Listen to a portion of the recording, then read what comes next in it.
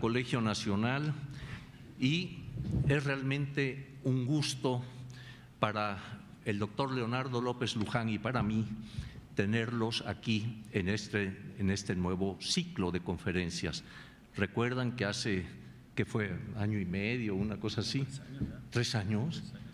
Con razón te veía más viejo, pero en que presentamos otra serie de 4 charlas dedicadas a un libro que en aquel momento habíamos publicado y que era La escultura monumental mexica. Pero hoy cambiamos precisamente la temática para poder dar ante ustedes nuevamente un ciclo de 4 conferencias, 2 y 2, pero ahora atendiendo un tema en general que hemos venido trabajando cada quien por su parte, tanto Leonardo como yo. Y por eso se escogió este título, que es Miradas hacia el pasado.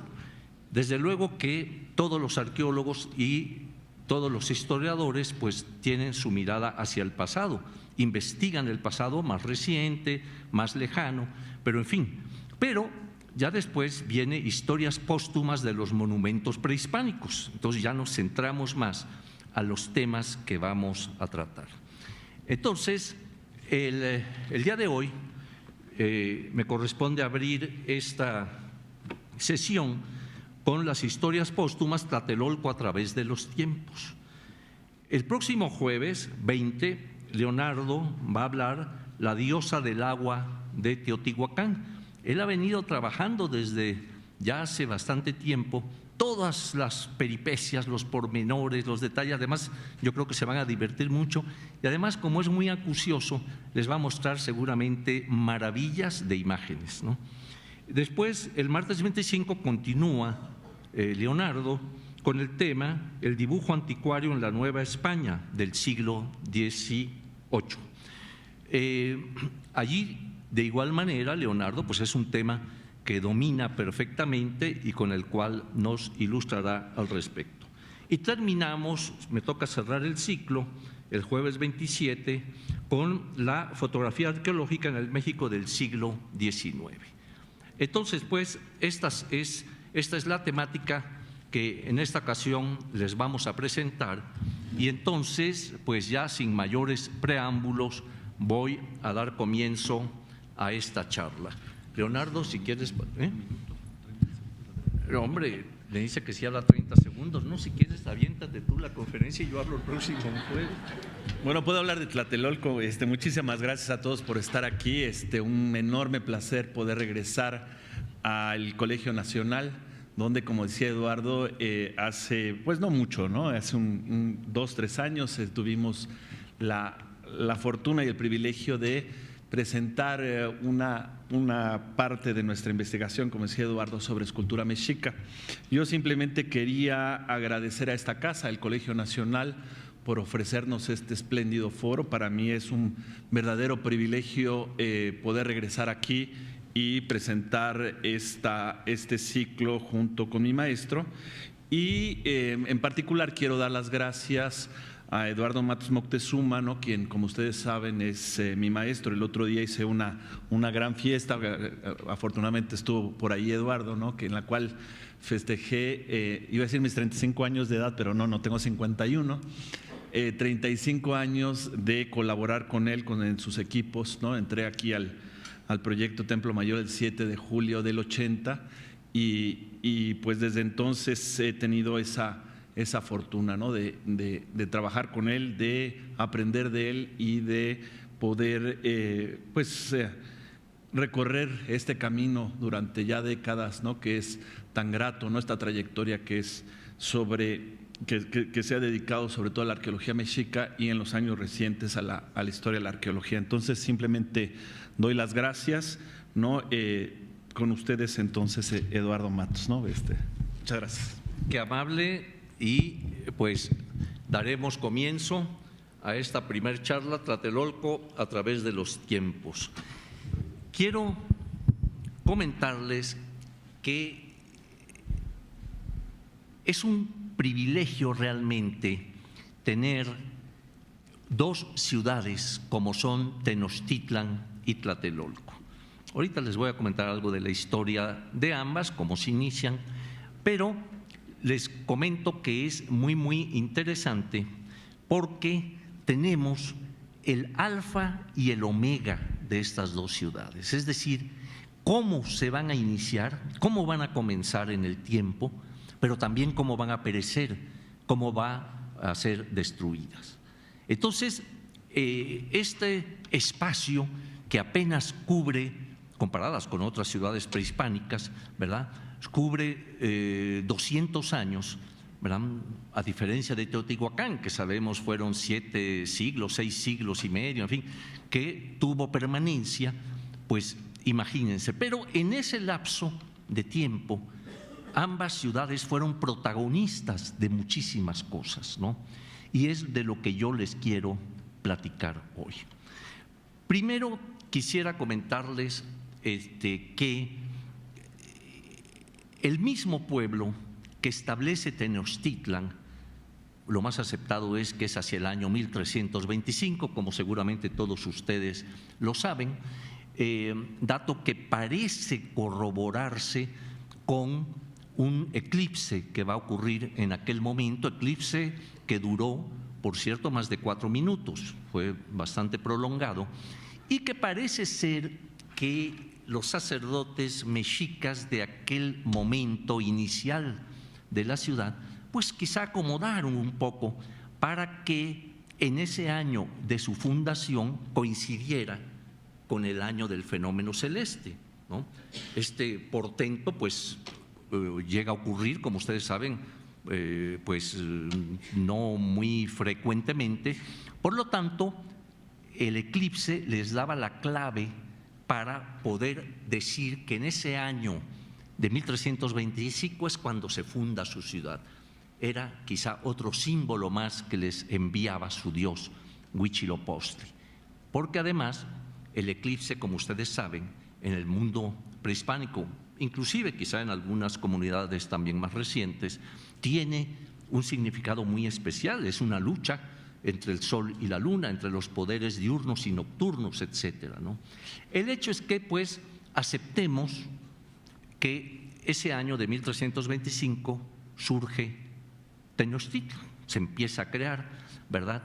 No voy a entrar en aspectos porque por un lado el mito nos indica una cosa para la fundación de Tenochtitlan y la historia nos relata otra. El mito nos dice que van a fundarla en el lugar en que encuentren el águila parada sobre el nopal, ¿no?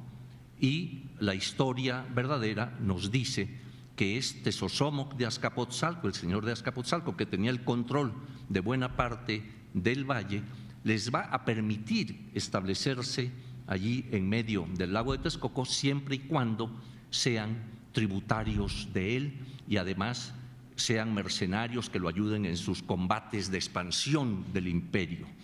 Entonces, como ven, difieren mucho una versión de la otra. Quiero decirles algo, ambas válidas desde la perspectiva que el mito está siendo creado por diferentes razones y por aspectos internos de esa sociedad que requieren que sea su dios Huitzilopochtli, representado en el águila, quien funde y les marque el lugar elegido. Y el dato real nos dice que no escogieron el lugar, que fue Tezosomoc quien les asignó, les dijo: ustedes se ponen ahí y me van a ayudar, ¿no?, en mis combates, y van a ser tributarios y demás, ¿no? Bien, pero al poco tiempo de estar asentados, hacia 1337 de nuestra era, un grupo está inconforme. Las causas las mencionan algunas fuentes, no sabemos realmente a ciencia cierta. El hecho es que están inconformes, no están quizá de acuerdo con las tierras que les tocó, etcétera, y deciden pasarse un poco más al norte. Se van a esa parte del norte que estaba vecina, ¿verdad? Y fundan Tlatelolco, ¿verdad? En un lugar en donde está el montículo de arena, Xaltilolco. Allí se van a establecer, es otro grupo disidente, ¿no? Están como los maestros, ¿no? Unos y otros son disidentes, en fin. Bueno, pero entonces estos tlatelolcas empiezan pues a tener ya su propia ciudad y de inmediato buscan gobernante. Nada tontos, acuden a quien los tenía sometidos, a Tezosomoc de Azcapotzalco, y le piden que les nombre a alguno de sus hijos, algún pariente, para que gobierne en Tlatelolco. El mexica de Tenochtitlan no, este va y busca por otro lugar y entonces les dan a Acamapixtli. En cambio, a los tlatelolcas les dan a Coacoapitzáhuac. ¿Quién era Coacoapitzáhuac? Este señor era precisamente hijo, pariente pues, de Tezosomoc, de Azcapotzalco, y por lo tanto pues estaban, digamos, bajo buena custodia, por decirlo así. Tezosomoc, Azcapotzalco, que los tenía sometidos, pues ahora uno de ellos va a gobernar. Por lo tanto, era de esperar quizá ciertas prebendas, en fin. A los mexicas, podemos hablar de mexicas tenochcas y de mexicas tlatelolcas. Al mexica tenochca, que busca, por otro lado, que les nombren a Acamapixtli, digamos que no les va a ir tan bien, porque inclusive va a haber allí problemas entre estos grupos y ya veremos qué ocurre. El hecho es que Coacoapitzáhuac es el primer gobernante de Tlatelolco. En las fuentes históricas hay datos que llegan a fluctuar, o sea, no todos son precisos alrededor de una fecha, pero digamos que más o menos este hombre va a gobernar de 1376 a 1417. Allí empiezan, digamos, a hacer crecer su ciudad, igual que lo está haciendo el Tenochca, el mexica Tenochca, el de Tenochtitlan, ¿no? Ahí van surgiendo las dos ciudades paralelamente y llega un momento en que es tal el subyugamiento que tiene Azcapotzalco sobre estas ciudades que también se empieza a pensar en la liberación. Es decir, el mexica Tenochca, que ha estado participando y ayudando también a Tezosomoc de Azcapotzalco en sus expansiones y demás, ha ido cobrando una experiencia guerrera enorme, ha ido acumulando esa experiencia, ha ido acumulando armas, en fin, están preparándose en un momento dado para lo que es inevitable que se presente, la liberación de Azcapotzalco. El Tlatelolca quizá también andaba en esas, pero el hecho es que resulta muy interesante que los primeros gobernantes de Tenochtitlan, por ejemplo, las dos cosas que se buscaban para elegirlo, ¿no? A Huitzilihuitl, a Chimalpopoca, etcétera, era que conocieran mucho el aspecto religioso, pero siempre en las palabras de entronización, ¿verdad? Siempre se les recordaba que eran sujetos de Tezosomoc de Azcapotzalco. Y recuérdate que estamos en tierras ajenas, etcétera, etcétera. O sea, siempre esto los trae, digamos, o lo tienen muy presente, ya con esa ansia, obviamente, al de estar sometidos, pues de ser liberados del yugo de los tepanecas de Azcapotzalco. Y entonces vemos así como Tlacateotl, es el segundo gobernante de Tlatelolco, hubo 4, va a gobernar de 1418 a 1427, momento en que ya se está fraguando la liberación en contra de los de Azcapotzalco. Entonces, los mexicas acuden a otros pueblos, como es Tacuba, como es Texcoco, para tratar de enfrentar juntos al yugo de Tezosomoc o de Azcapotzalco. Tezosomoc muere finalmente, dicen que ya muy grande, en fin, y otros, bueno, sus hijos tratan allí de quedarse ya con el trono, etcétera, y hay uno de ellos, pues que es bastante mañosón, que es Maxtla, y este Maxtla va a tener una serie de intrigas y de cosas y quiere mantener sometidas a estas ciudades, ¿no?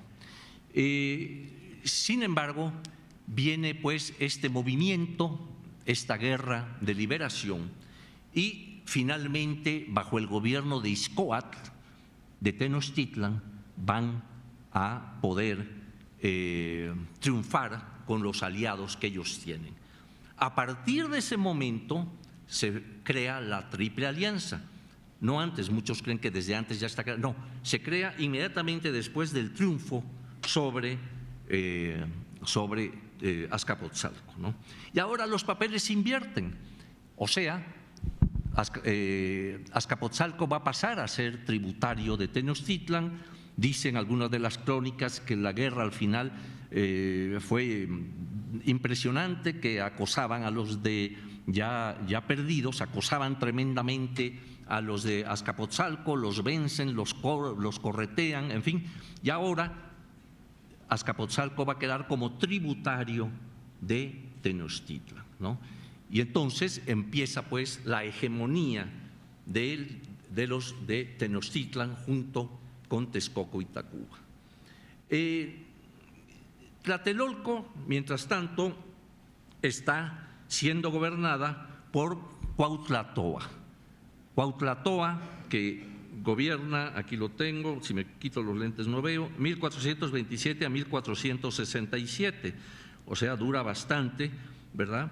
Y participan en combates, en expansión de Tlatelolco, inclusive hasta áreas de Veracruz. Allí, pues, prueban armas en contra de esto y parece que eran muy buenos guerreros, se expandían, en fin, logran victorias sonadas, o sea que van a tener ya también una fuerza propia los de Tlatelolco. Tenochtitlan, mientras tanto, pues sí, sigue toda su expansión, ya sabemos, con sus diferentes gobernantes, ¿no? Bajo el mando de Moctezuma I, de Axayácatl, etcétera, etcétera, ¿no? Entonces, esto, desde un principio, y esto hay que advertirlo, en realidad hay una pugna entre ambas ciudades, aunque son hermanos, es el mismo pueblo, el mexica. Sin embargo, siempre van a tener pugnas, cosas encontradas. Inclusive, Torquemada nos da un dato por ahí, digamos simbólico, en el cual dice que los palos para hacer el fuego se le otorgan a los de Tenochtitlan, en cambio los chalchihuites, las piedras verdes se le otorgan a los de Tlatelolco. Quizá esto está indicándonos, sobre todo esto de las piedras verdes y demás, el aspecto que va a tener Tlatelolco. Tlatelolco es una ciudad comercial, Tenochtitlan es una ciudad política, sobre todo, ¿no?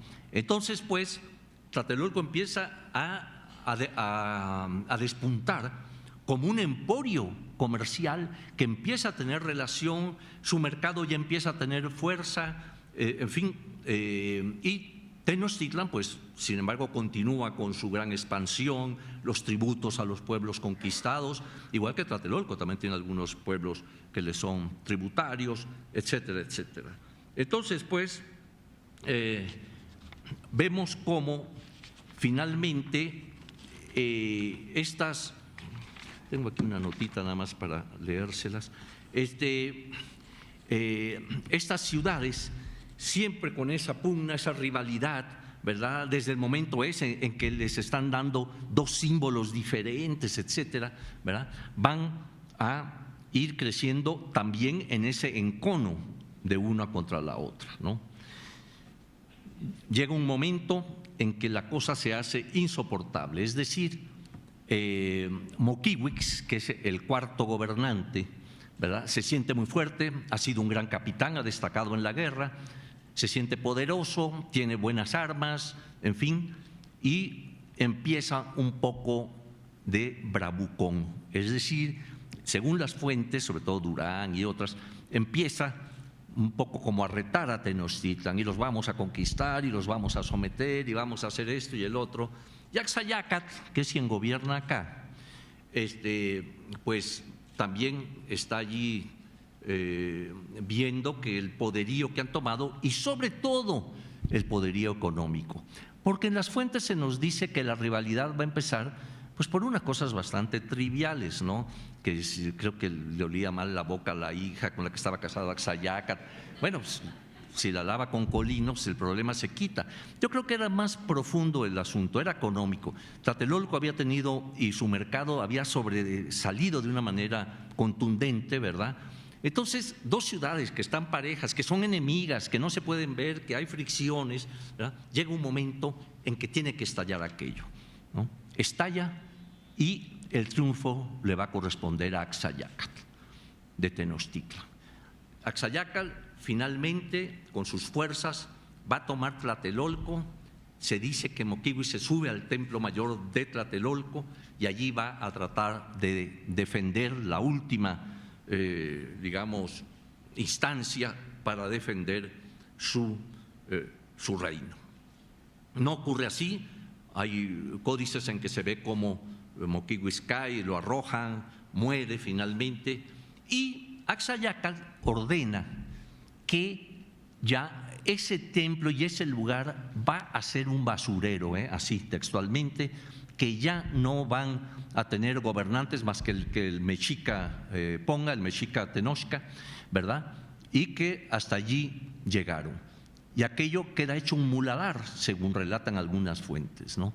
Vencido el Tlatelolca, pues queda obviamente sometido a las órdenes de Tenochtitlan, del odiado Tenochtitlan, ¿no?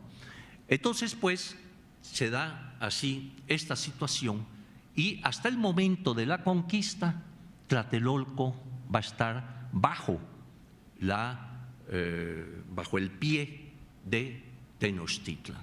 Es más, en relatos tlatelolcas del momento de la conquista, un poquito después, ya primeros años de la colonia, pero pocos, 7 años después, algo así, se escribe el relato de la conquista por un anónimo de Tlatelolco, en el cual siempre pinta mal al mexica, ¿no?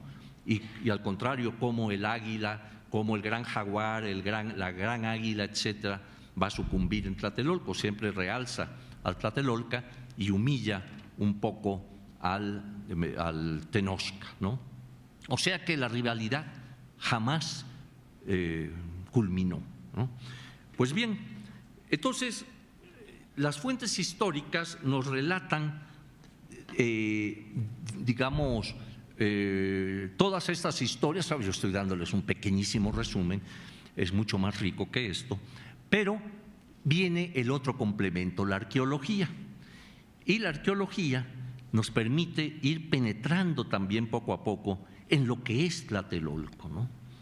Y entonces les voy a leer cómo al momento de la conquista ya hay, por ejemplo, Bernal Díaz del Castillo, el mismo Bernal Díaz, menciona que en el templo a Huitzilopochtli, en Tlatelolco, han encontrado una serie de piedras verdes, de oro, de plata, etcétera, etcétera, etcétera, ¿no?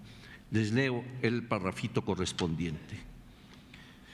Dice: dirán ahora algunos lectores muy curiosos que cómo pudimos alcanzar a saber que en el cimiento de aquel gran Q echaron oro y plata y piedras de chalchihuites ricas y semillas, y lo rociaban con sangre humana de indios que sacrificaban, habiendo sobre 1000 años que se fabricó y se hizo.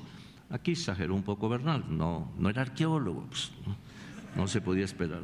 A esto doy por respuesta que desde que ganamos aquella fuerte y gran ciudad y se repartieron los solares, que luego propusimos que en aquel gran Q habíamos de hacer la iglesia de nuestro patrón y guiador, señor Santiago, y cupo mucha parte de la del solar del Alto Q para el solar de la Santa Iglesia para aquel Q de Huichilobos. Y cuando abrían los cimientos para hacerlos más fijos, hallaron mucho oro, plata, chalchihuis, perlas, aljófar y otras piedras más. Bernal Díaz. O sea, ya desde aquel momento se están encontrando, diríamos, vestigios arqueológicos que pertenecen al gran templo donde va a quedar establecido Santiago Tlatelolco, ¿no? Pero los trabajos se van a continuar, pero ya mucho tiempo después. Hay un sabio novohispano que nos va a dar un dato interesantísimo que Leonardo lo ha trabajado, yo también, que es Antonio de León y Gama. León y Gama vive a finales del siglo XVIII y nos relata lo siguiente, fíjense: siempre he tenido el pensamiento de que en la plaza principal de esta ciudad y en la del barrio de Santiago Tlatelolco se habían de hallar muchos preciosos monumentos de la antigüedad mexicana, y habiendo sido la segunda plaza de Tlatelolco el último lugar donde se retiraron y mantuvieron los indios hasta el día de la toma de la ciudad, es de creer que allí hubieran ido conduciendo así sus penates o ligeros idolillos, que de todas materias, aún de las más preciosas, según las facultades de sus dueños, fabricaban y guardaban dentro de sus propias casas, como todas las alhajas y tesoros que poseían. Es pues de creer que todo esto, o la mayor parte de ellos, está debajo de la tierra de Tlatelolco. León y Gama, 1792. O sea, ya ven ustedes aquí la importancia que se le está dando al lugar, ¿no?, con estos dichos. Pero no para ahí el asunto. Ya en el siglo XIX a España se le ocurre celebrar la famosa Junta Colombina, en fin, para hacer las celebraciones de 1892, que iban a tener lugar en España, en Madrid, etcétera, y se invita a México, y México forma una comisión formada por ilustres de la época, entre las cuales podríamos citar a Joaquín García y Casbalceta, Alfredo Chavero, José María Vigil, Francisco del Paso y Troncoso, José María de Agrede y Sánchez, Francisco Sosa, el de la calle, a la que se incorporaron poco después Luis González Obregón y Jesús Galindo y Villa. O sea, estos sabios de aquel momento, finales del XIX, ¿verdad?, van a formar esta junta para establecer exposiciones, etcétera, ¿no? Y parece ser que ellos, con el fin de llevar cosas novedosas, emprenden o encargan trabajos en Tlatelolco. Lo malo es que se lo encomiendan a un coronel, al coronel Ticó, Manuel Ticó. Este comenzó sus trabajos en Tlatelolco, muy cerca del Tecpan de Tlatelolco, ahorita vamos a ver esto, y los comenzó el 28 de junio de 1892, ¿no?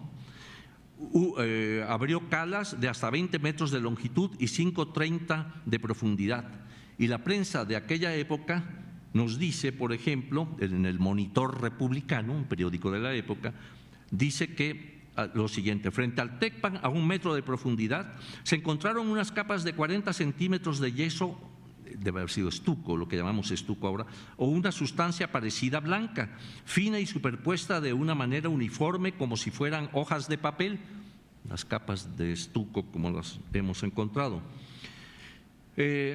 También se encontró al final una escalinata pintada de azul, fabricada con una argamasa parecida al asfalto.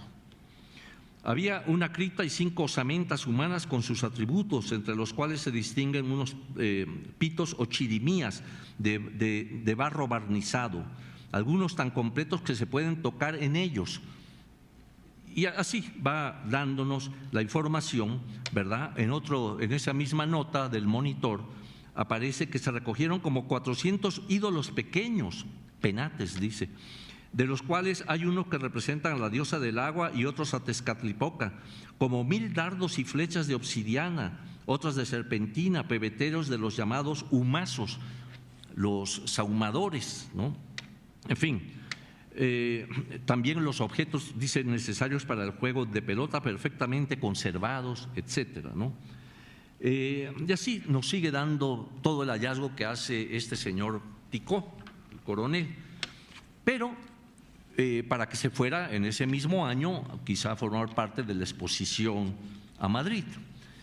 Pero resulta que, terminados los festejos, ya en 1893, pues ya se acabó, ya pasó 92, la cosa del… Y resulta que este coronel sigue excavando, o sea, sigue apropiándose ahí de las cosas y dice así. Bueno, yo menciono, pero vale la pena mencionar que en un año más tarde, el 15 de julio de 1893, y ya terminados los festejos de Madrid, el coronel Ticó seguía despachándose con la cuchara grande en Tlatelolco, como se consigna en una otra nota del Monitor Republicano de la época, en donde dice que se habían hallado objetos de obsidiana y meorita, de los que usaban los indios como adornos, piedras artísticamente labradas y pequeñísimos bajorrelieves notables por lo completo de los detalles de las figuras que representan. 1893. Pues este cuate, me imagino que se iría por la libre ya una vez terminados aquellos festejos, ¿no? Entonces, no quiero ni imaginarme estas calas del coronel, porque pues se ve que era un poco abrir y pepenar, ¿no? Pero hacia 1944, ya estamos obviamente en pleno siglo XX, en fin, vamos a tener un gran primer proyecto que se va a llevar a cabo en el lugar. Y ahora sí, para que ya no me vean a mí, sé que gozan, pero creo que gozarán más las imágenes. ¿Por dónde anda el joven? El joven de las imágenes, a ver. Ah, no, yo lo puedo pasar acá, ¿verdad? Bueno, a ver, porque con estas cosas… Bueno, ahí tienen, si podemos apagar acá para que vean bien, ahí tienen lo que es Tenochtitlan y Tlatelolco. Tenochtitlan, claro, la tenemos en el centro del islote con la gran plaza principal, toda la ciudad alrededor, y al lado izquierdo de ustedes tienen esta lengua que sale de tierra y allí ven la plaza de Tlatelolco, ¿no? Entonces, allí pues tenemos ambas ciudades, cada una con su importancia en un principio, sus características, sus propios gobernantes, etcétera, pero después ya unificadas por el triunfo de Axayácatl, ¿no?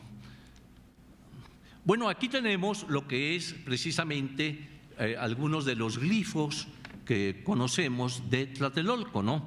Uno lo vemos en el mendocino, por ejemplo, y la traducción más o menos, el montículo redondo de arena, etcétera, etcétera, ¿no?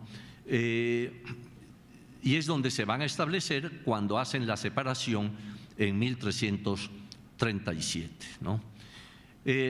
Esta imagen es muy interesante porque en este códice podemos observar cómo se está construyendo, ¿verdad? Cómo van cargando las piedras para la construcción del templo de Tlatelolco. Templo que, por cierto, parece que iban al parejo. Fíjense que con Salvador Guillem fuimos a medir lo que era nuestra etapa 2 del Templo Mayor en Tenochtitlan con la etapa 2, que ahorita se las muestro, de Tlatelolco. Es impresionante porque son prácticamente el mismo tamaño. Claro, ahí era cuando todavía cada quien tenía su gobernante y se ve que iban pugnando, que hacían un poco más grande en Tenochtitlan o en Tlatelolco, entonces el otro también le agregaba. O sea, esta pugna que no acabó hasta el triunfo de el mexica Tenochca, ¿no? Sabemos, como decíamos, que el mercado de Tlatelolco va a tener una importancia fundamental. Lugar de intercambio, impresiona fuertemente a los peninsulares, cuando llegan, se dice que había hasta 60.000 almas allí y que se oían todas las lenguas porque estaban ahí intercambiando sus productos y demás. Esto, que es una maqueta que está en el Museo de Antropología, es una obra realmente muy detallada que hizo doña Carmen de Antúnez, basada en las crónicas de lo que se decía de aquel mercado y su importancia, ¿no? El mexica, yo creo que al ver este apogeo no dudó en ningún momento en tratar de conquistar Tlatelolco y lo logró finalmente, ¿no? Pero aquí tenemos algo interesante. Esto y una parte más que aquí no aparece, en el edificio de Relaciones Exteriores, al otro lado de la Gran Avenida, es lo que se ha podido rescatar de Tlatelolco, salvo algunos pequeños trabajos aislados en los alrededores. Pero aquí tenemos algo importante. Primero, tenemos el Templo Mayor en el centro. Ven ustedes lo que sería esa etapa 2, ¿verdad? Con sus 2 escaleras, etcétera, y luego cómo va creciendo el edificio. Y también noten ustedes en la parte, bueno, tenemos como referencia la iglesia y el convento de Santiago, ¿no? Pero noten ustedes que hay una gran L arriba, ¿no? Estos vestigios de escalinatas junto con muros que se van alternando, que no es otra cosa más que el límite norte de lo que era el recinto ceremonial. Estos recintos ceremoniales traen una larga tradición, quizá desde Teotihuacán. Recuerden ustedes que la Pirámide del Sol está envuelta en una gran plataforma que lo limita y que su único acceso es por la calle de los Muertos. Luego en la Ciudadela igual. La Ciudadela está conformada por un elemento al que no se puede acceder salvo por la calle de los Muertos, a ese lugar súper sagrado, ¿no? Aquí igual vemos este límite que después en el predio de Relaciones lo van a encontrar las personas de rescate arqueológico, van a encontrar ahí la continuación de esta plataforma, inclusive con lo que ellos piensan es una especie de embarcadero en su parte externa, ¿no? Pero ahí podemos ver el ancho, casi son como de 20 metros de ancho, esta plataforma enorme que va a continuar más hacia este lado, acá, yo aquí como estoy chueco, bueno, hacia acá, ¿no? Pero lo interesante es que cómo la arqueología logró llegar así hasta el corazón de Tlatelolco, pues resulta, esto me lo prepara Lourdes Cue, historiadora del arte que está aquí sentadita, y le pone colores y cosas. Yo no podría porque estas cosas modernas a mí, pero bueno, ahí está, en donde ven ustedes las diferentes intervenciones. Resulta que la intervención de 1944 y algunos años subsecuentes es la investigación que va a hacer don Pablo Martínez del Río, apoyado en el interés que había despertado en un gran investigador, en Barlow, Tlatelolco y en general el mundo mexica y el del centro de México. Robert Barlow escribió muchísimas documentaciones, artículos y cosas, pero él es el que le va a decir a Martínez del Río que por qué no se hacen excavaciones, que se abran algunos pozos en Tlatelolco, porque algo interesante habrá de salir. Don Pablo reúne a un grupo, entre ellos a Antonieta Espejo, arqueóloga del INA, don Pablo también era del INA, y van a excavar en la porción que ustedes, bueno, ahí identifican los colores, ¿verdad? Que es casi la mitad de lo que es el Templo Mayor, ¿no? En esa época existía también allí, cerca de estos vestigios, ahí casi encima, el famoso cuartel, la prisión de Santiago Tlatelolco, ¿no? El hecho es que ellos excavan eso en esa época, 1944 a 48 más o menos, aunque van a ir publicando todo esto en la Academia Mexicana de la Historia, con un título que es el que escogí, en honor a ellos, que escogí para esto, que se llama Tlatelolco a través de los tiempos. Entonces, por eso la charla se llama así.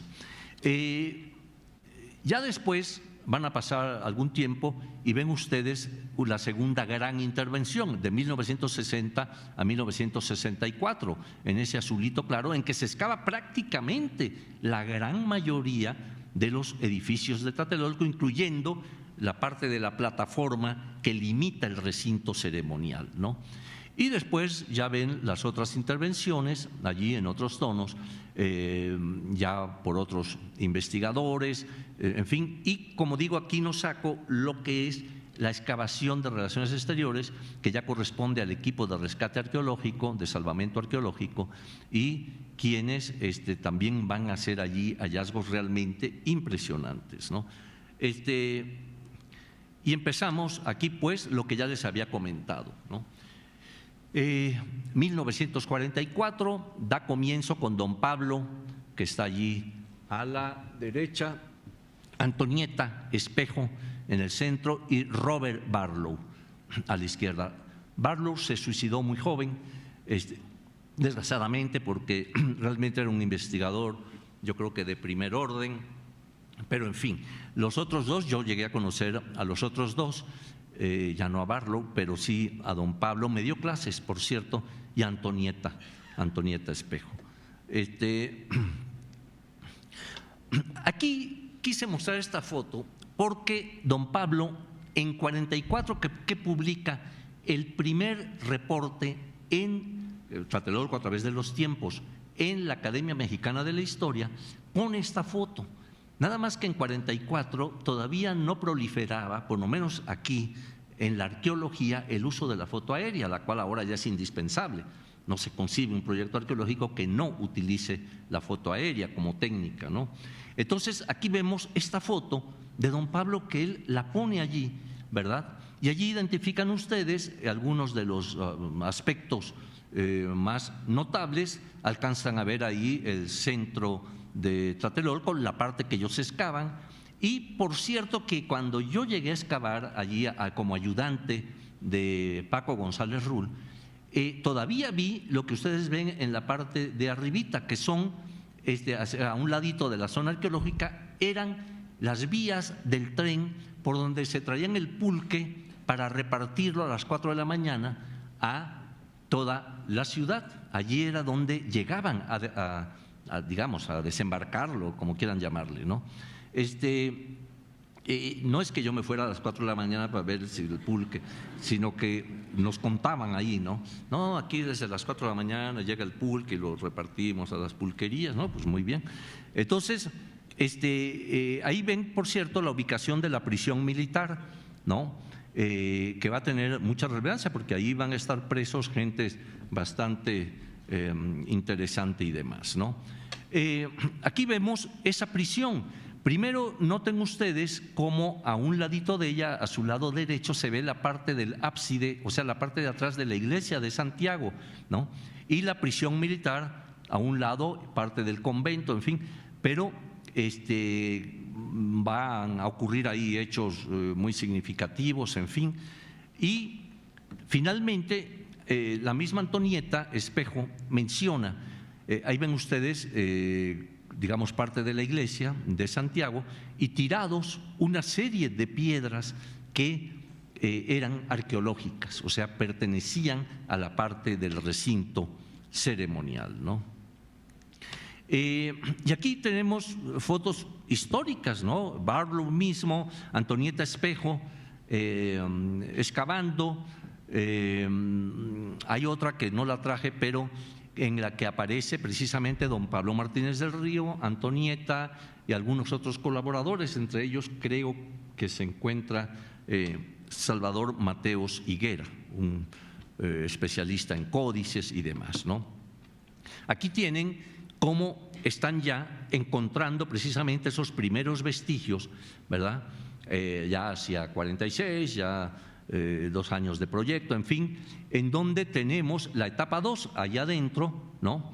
Y la etapa 4 que están ya siendo parte pues de todo este elemento. Lo importante es que en esa publicación que periódicamente iban enviando a la revista, a la memoria de la Academia Mexicana de la Historia, pues iba quedando plasmado paso a paso todo lo que se iba haciendo en Tlatelolco, pero no solamente lo arqueológico, también hay escritos, por ejemplo, de Jean Charlotte, hay escritos de Alfonso Caso, hay escritos de Mateo Higuera, sobre temas coloniales, del mismo Barlow, sobre temas coloniales, sobre temas más recientes, en fin, es realmente todo un equipo que está allí laborando y proporcionando sus trabajos. Aquí llegamos entonces a 1960. Ahí, durante estos años, va a corresponder a Paco González Rull ser el responsable de las obras. Resulta que en aquel momento el arquitecto Mario Pani, famoso arquitecto, se le ha encomendado que haga el gran centro urbano de Nonualco, Tlatelolco. O sea, todo eso que ahora ven, todos esos edificios corresponden a esta época. Se inició en 60. Entonces, Mario Pani pues va a empezar los trabajos. El INA inmediatamente nombra a Paco para que vaya a hacer el salvamento arqueológico, ¿no?, al lugar. Paco me invita a mí y a algunos otros, a Braulio García, a Víctor Segovia, en fin, con colegas, compañeros. Yo era estudiante y me invitan el segundo año. Yo ahí, en 60, yo iba apenas en segundo o tercer año de la escuela. Para los que quieran hacer cálculos, debo decirles que yo entré a la escuela a los 5 años de edad. Entonces, aplausos. No, entonces me toca excavar y estar al frente junto con Braulio y Víctor, porque Paco, claro, él era el jefe, entonces él andaba tomando fotos, teniendo que hablar con los ingenieros, con los arquitectos para que dieran los fondos, en fin. Y se presentaba obviamente ahí, tomaba fotografías, hay todo un archivo que finalmente le donó a Tlatelolco gracias a la labor que hizo ahí Salvador Guillem. Y entonces a mí me tocó en 61 excavar los primeros 50 y pico entierros de Tlatelolco. O sea, por cierto que aquí viene un enigma muy interesante. Todos estos entierros se encuentran en la parte sagrada, es decir, en el recinto ceremonial.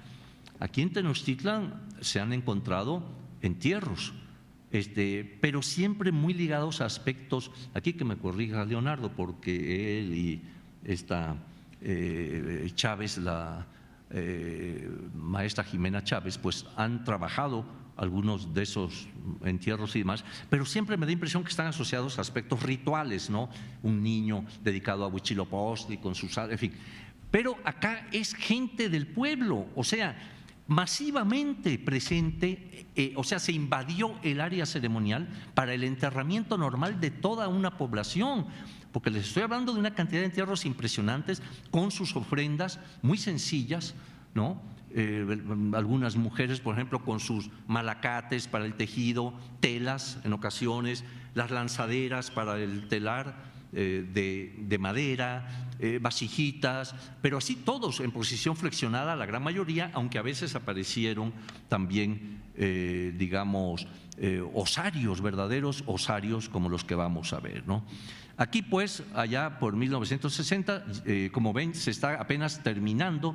Vean ustedes en la foto de la derecha que todavía uno de los edificios de Pani apenas se va a terminar, en fin, o sea, está en proceso todavía este gran conjunto, Nonualco, Tlatelolco, y se ve la iglesia, ¿verdad? Pero ahí en 61 es cuando pudimos ya entrar para colaborar con Paco Rull, ¿no? Estas fotos, todas estas fotos nos las facilitó el archivo de Tlatelolco gracias a Salvador Guillem, y allí tienen el jovencito que está parado, obviamente, y dice que soy yo, y a la derecha el guapo que se ve ahí, pues también soy yo, pero y ahí estamos excavando. En la foto de arribita ven ustedes ese osario, eran verdaderos conjuntos de huesos, cráneos, en fin, a veces con unas especies de coronas, eran elementos vegetales circulares que se localizaban por ahí, ¿no? Y, en fin, pues estos primeros entierros pues fueron de gran importancia. Aquí tienen diversas vistas de cómo se está trabajando, el 62, el 63, todavía bajo el mando de Paco Rull, ¿verdad? Ahí tienen, creo que es la vocacional o algo así, ¿verdad? Los edificios ya están terminados prácticamente del enorme conjunto y pues el respeto a lo que era el área de la zona arqueológica, que hubo que luchar mucho porque los arquitectos querían poner que una fuente de agua y entonces, oigan, no, pero hay vestigios, en fin. Finalmente a Paco Rull le costó un poco tener que salir de ahí, precisamente porque ya llegó a conflictos fuertes con los arquitectos y demás, ¿no? Ahí ven pues lo que más o menos se hizo en aquella época, ¿no? Otros hallazgos, partes del templo circulares, en fin. Y esto que es una maravilla, ¿no? Es una maravilla porque afortunadamente no se llegó a hacer, como dice ahí. Es un proyecto de Mario Pani, el arquitecto, en donde está, como ustedes ven, pues el convento de Santiago, la iglesia de Santiago y la zona arqueológica. Nada más que encima de la etapa 2 de la zona se ve esta, ¿cómo se llama? Esta como humo que sube hacia el infinito y que la flama de la paz eterna, ¿no? Afortunadamente esta flama de la paz eterna no se llevó a cabo, pero sí todo el conjunto, y entonces ya el Tlatelolco actual tomó esta fisonomía con los vestigios arqueológicos ahí. Luego vinieron, al remover a Paco, vino Contreras, Eduardo, que era además un arqueólogo, pero excelente topógrafo, era un muy buen topógrafo. Él ayudó acá en las excavaciones del Templo Mayor, como digo, pues todavía usando la plancheta y el teodolito, que ahora ya son de museo. Ahora Leonardo ya usa unas cosas complicadísimas en que hacen así no sé qué y ya está todo el plano maravilloso del monumento. Pero en esa época era con el teodolito y más para acá, en fin.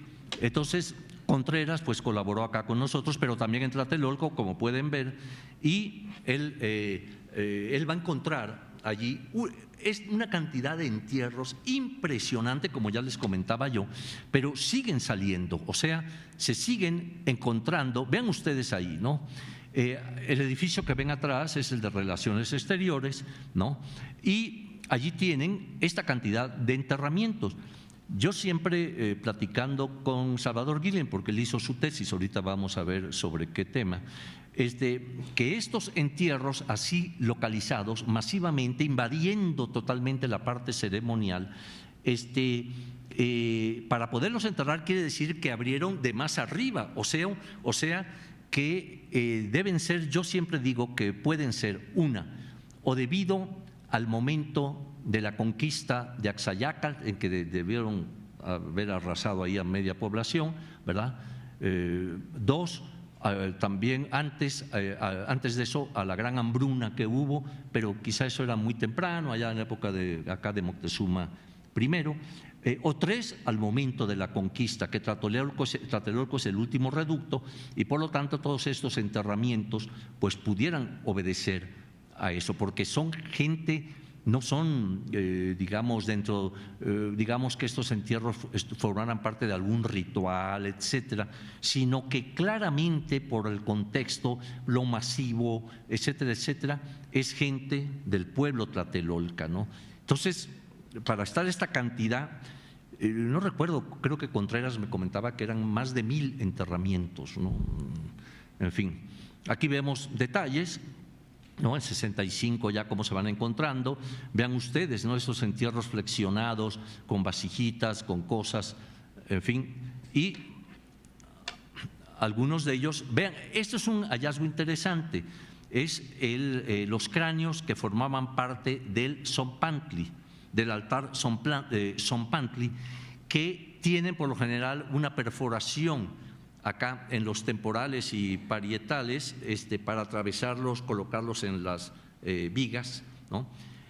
Y allí tienen cómo se encontraron también hacinados digamos en el patio sur, en fin, de Tlatelolco. Y por cierto, les comento, esto les va a costar una lana porque es una noticia nueva, maestro, que se acaba de encontrar por Raúl Barrera y sus colaboradores el zompantli, o por lo menos uno de los zompantlis, se mencionan varios, de Tenochtitlan. Está exactamente en la calle de Guatemala, ¿verdad? Allí se ha podido ver la plataforma con la huella de los postes y los cráneos inclusive también localizados. Entonces, pues, se van encontrando, vean ustedes estas ollas conteniendo huesos, conteniendo figuritas como diosesillo que pueden ver ahí, una especie de chipe revestido con la piel, etcétera, ¿no? O sea, son hallazgos realmente impresionantes.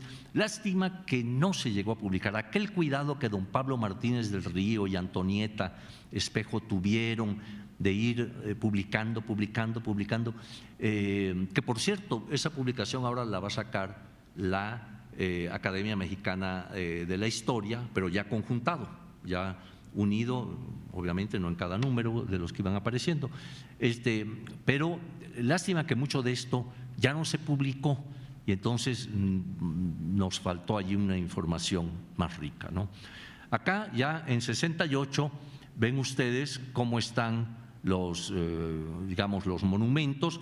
El que ven ahí es el llamado monumento calendárico, el templo calendárico, recibe el nombre porque tiene una serie de placas que van alrededor con los numerales, ¿no? En fin, Zipacli, Hecal, Calico, Spalinco, ¿verdad? Y entonces va dando vuelta, pero ahí haciendo el contraste con el convento y la iglesia de Santiago Tlatelolco y los edificios de Mario Pani, ¿no? Del conjunto Nonoalco Tlatelolco. Estamos ya en 68, pues, y aquí tenemos que en 87 volvemos a prestar atención, es decir, ya estaba yo acá en Templo Mayor cuando conseguimos una, digamos, esta es una cortesía de Chava que así nos lo dio y ni modo, pero bueno, ahí está. Que por cierto dice foto Salvador Guillem y no es de Salvador, es de un fotógrafo Aguilar. Excavaciones de 1987 a 93 es una amabilidad, no sé si de Salvador o de Lourdes o de quién, pero el hecho es que pues sí, conseguimos los fondos en ese momento de parte de la Universidad de Colorado, ¿no? Entonces, les voy a contar una anécdota aquí. Resulta que, bueno, ahí estoy acompañando, a mi lado está el doctor Guy, que era el rector de la Universidad de Colorado en Boulder, ¿no? Y del otro lado, ahí dice de Rafael Moses, no, además no se escribe Moses, no era un ratón, es Moses, pero no es él, es John Hogue, el que tiene el bastoncito y su sombrerito. David Carrasco atrás, que ha ayudado mucho en estos trabajos, y a un lado, si mal no recuerdo, es Desmond, ¿verdad? Larry Desmond. Y entonces resulta que nos dan los fondos, empezamos a trabajar con Salvador, en fin, llevando a cabo las excavaciones, etcétera, y un día me avisan que el rector quiere ver las excavaciones que la Universidad de Colorado y el INA, porque obviamente todos nosotros pertenecemos al INA, estábamos realizando. Entonces mandé inmediatamente, dije, háganse un letrero, que es ese que ven ahí, en que diga la colaboración y lo clavan aquí, porque mañana llega el doctor Guy para que lo vea. Entonces, a la mañana siguiente, que es esta, ahí pues no, la foto y Guy feliz, pues Guy siga dando la lana porque Tlatelolco lo amerita, ¿no? Se acaba la visita, se va con su esposa, creo que a Acapulco, estaba de vacaciones el hombre, y digo, bueno, ya quítenme el letrero y demás. De repente regresa Guy de Acapulco y quiere volver a la zona arqueológica. De repente veo que viene llegando Guy y digo, bueno, pues ya no hay letrero, ¿no? Y Guy quería tomarse otra foto con el letrero. Digo, doctor, es que aquí es donde íbamos a continuar excavando. Entonces el letrero tuvimos que removerlo. Oh, pero ¿dónde está el letrero? No, bueno, es que ya no está, porque sí ayudó un poco más. Me imagino que a regañadientes porque ya no encontró el letrero, pero bueno, son de esas cosas que para salir del paso. Bueno, aquí está el templo calendárico, donde, por cierto, ya había sido excavado desde algunas décadas atrás, aquí está, pero Salvador Guillén va a excavar precisamente al frente, donde ven este mogote allí circular enfrentito, allí va a excavar y, oh sorpresa, va a encontrar un mural, ¿no? Bueno, ahí ven las características del edificio con sus placas, sus bloques que van con los numerales alrededor, etcétera, y resulta que Salvador va a encontrar este mural, ¿no? De la pareja Zipac Tonal y Oxomoco, que es la pareja primigenia, creadora, en fin, todo esto. En el dibujo pueden verlo quizá más claro porque siempre el pigmento y demás, pues, pero ahí se ve sobre todo a uno de los personajes, ¿verdad?, que se relata en los mitos. Él sacó una nota de esto y vean aquí sí se alcanza a notar, a ver con cuál de estos les señalo un poco el rostro, la mano del personaje. La mano, bueno, está acá, pero aquí trae sus adornos. El rostro creo que está por acá de una de las figuras de Zipac Tonal, y realmente fue un hallazgo muy interesante porque nos permitía ver además la pictórica tlatelolca. Se habían encontrado murales también en las otras fases de excavación que les he mencionado, pero esto venía a ser bastante interesante, ¿no? Hubo que quitar el mural, no sé si aquí el término está bien usado, pero Lourdes le puso la técnica del estaco. Bueno, ¿qué alegas?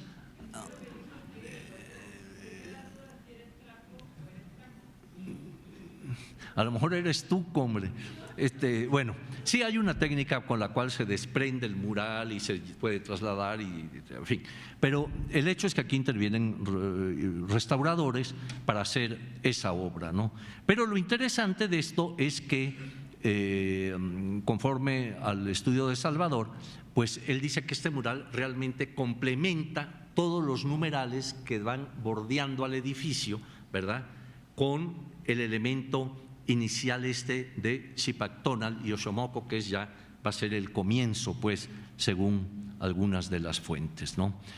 Aquí es el momento en que se va a excavar este templo ya había sido excavado, ¿verdad? Pero Salvador va a abrir una cala que ustedes pueden ver al lado derecho, ¿verdad?, frente al templo de Hécal Quetzalcóatl. Ven ustedes su planta circular, su escalinata, etcétera, y allí va a empezar a excavar y van a aparecer cosas interesantes, ¿no? Aquí está esta cala, ¿no? Es la cala 1, en donde empiezan a aparecer unas grandes ollas, enormes ollas con enterramientos adentro, ¿no? Cosa que no nos extrañó porque la olla es una especie de matriz que contiene también digamos, al individuo en posición fetal, etcétera, ¿verdad?, en su interior. Entonces aparecieron varias de ellas con sus ofrendas, sus figuritas, etcétera, y por cierto que aparece una escultura pequeña de Hécal Quetzalcóatl, ¿no?, casi al centro, con lo cual ya no había duda de que el templo estaba dedicado a esta figura. Y ahí también van apareciendo otras ollas ya casi debajo de la plataformita que se extiende hacia el este, ¿no? Recuérdense que este edificio siempre el templo de Hécal siempre está orientado hacia el oriente, ¿no? Aquí vemos cómo se está excavando otra vez esta cantidad de enterramientos impresionante que hay en el lugar, ¿no? Ven ustedes allí, por ejemplo, donde está la güerilla esta, este es un niño que, si ustedes observan, debajo tenía su especie de cuna de madera, ¿no? Donde es colocado y con un recipiente, un plato abajo. Y ahí tienen otros ejemplos de enterramientos, de cómo se van encontrando, ¿no? Precisamente en toda esta parte del templo de Hécal. Salen textiles como este, muy bien conservado, ¿verdad? En Tlatelolco se recuperaron algunos fragmentos de textiles que se han podido conservar, y también en Templo Mayor, acá en Tenochtitlan, hemos encontrado varios de ellos, ¿no? Esta figurilla que ha sido muy conocida, ¿no? En que se ve el tlacuachito con su cría, lo cual llenó de felicidad a Alfredo López Austin, que, como saben ustedes, tiene su libro Los mitos del tlacuache, figura que ha estudiado, analizado en relación precisamente a su presencia, el papel que juega este animalito y demás. Aquí tienen este dibujo de Fernando Botas, en donde vemos la cala, cómo se ve de lo que encontró frente al templo de Hécal, que es al cual de lo que encontró Salvador. Ya de 2007 a 2015, ya llegamos hasta estos momentos. Salvador Guillem, ahí lo ven, pensante, dubitativo, ¿no? Va ya a realizar una serie de trabajos, como es el del Gran Basamento. Ustedes ven ahí ya la cuadrícula lista para empezar en este sitio. Pueden ver allá atrás otros edificios del recinto ceremonial, etcétera, y empieza a excavar y empiezan a aparecer enterramientos, ¿no? Esto ocurre, como pueden ver, allá por 2007, 2008, en fin, y finalmente hay una cantidad de enterramientos, inclusive ya coloniales, ya de la etapa colonial, que se ve que usaron frente a la iglesia, en el atrio, usaron lugar de enterramiento ya ahora sí que de muertos coloniales, ¿no? Entonces, aquí vemos toda esta presencia, ¿no? Allí el Gran Basamento, otra vez con algunas. Y otro hallazgo muy interesante es el de la caja de agua. La caja de agua era un elemento que se usaba para almacenar agua en el convento de Tlatelolco, y se encontró hacia su parte de afuera y en parte ya entrando hacia el convento mismo, un hallazgo realmente interesante, porque resulta que esta caja de agua de almacenamiento en las paredes tenía pinturas, y entonces estas pinturas muestran ya obviamente escenas ya coloniales, sobre todo lacustres, en donde se ve varias imágenes. Por ejemplo, si empezamos por arriba, no sé si alcanzan a ver, yo no la veo, pero ahorita se las descifro, no, ya de aquí no alcanzo. Pero bueno, hay una canoa, por ejemplo, en la primera hacia abajo, de este lado, en la segunda hacia abajo, ven ustedes que dice canoa, y ahí se ve en más oscurito la canoa. También hay una en que hay un pescador, el cazador de patos arriba en medio, ¿verdad? Se ve la canoita y también el personaje con su red para pescar, abajo la garza, y allí ven una serpiente enroscada que está tragándose un sapo. No sé si los vean claramente, pero si no, pues imagínenselos. Y muy interesante porque nos recuerda en algo lo que es las pinturas del Códice Florentino, ¿no? Finalmente se han hecho excavaciones en el Templo Mayor, aquellos que excavó Antonieta Espejo y que luego se completó y demás, ¿verdad? Sobre todo tenía yo interés cuando fuimos a medir precisamente y vimos que esta etapa era igualita a la etapa 2 de Templo Mayor. Se planificó abrir una cala allí para ver si había una subestructura, etcétera, al mismo tiempo que yo abría acá también en el interior de la etapa 2, ¿no? Después ha habido varios salvamentos. Yo les comentaba, por ejemplo, el de aquí vemos algunos de ellos, ¿verdad? Intervenciones urgentes, en fin, pero el de relaciones exteriores fue muy importante porque nos dio los famosos dinteles de madera, que ustedes ven aquí uno de ellos, una parte, en donde hay un personaje allí tallado en labrado en la madera, ¿verdad? Son 3 tramos, ¿verdad?, de 2 y pico cada uno, que nos habla del buen trabajo que se hacía en estos elementos, ¿no? Finalmente ya entramos al momento de la colonia, en donde ya tenemos documentos como el Códice Tlatelolco, ahí ven el llamado Tecpan, ¿verdad?, con sus arcadas, y actualmente podemos observarlo, allí abajo ven ustedes este elemento del famoso Tecpan de Tlatelolco, y ahí cerquita a un ladito está un mural de Siqueiros, Cuauhtémoc contra el mito. No es de lo mejor de Siqueiros, realmente está, pues aquí entre nos, pues no es de lo mejor dejémoslo ahí, del gran Siqueiros. Ahora ya no lo voy a comentar más, pero viene una reflexión final. Después de toda esta historia que hemos visto de Tlatelolco, Tenochtitlan, etcétera, etcétera, en una ocasión que di una conferencia allá en Tlatelolco a los vecinos de Tlatelolco, se me ocurrió, después de analizar la historia y demás, ver cómo Tlatelolco en realidad había tenido una enorme importancia en el mundo prehispánico, pero acuérdense de Ay de los vencidos, ¿verdad?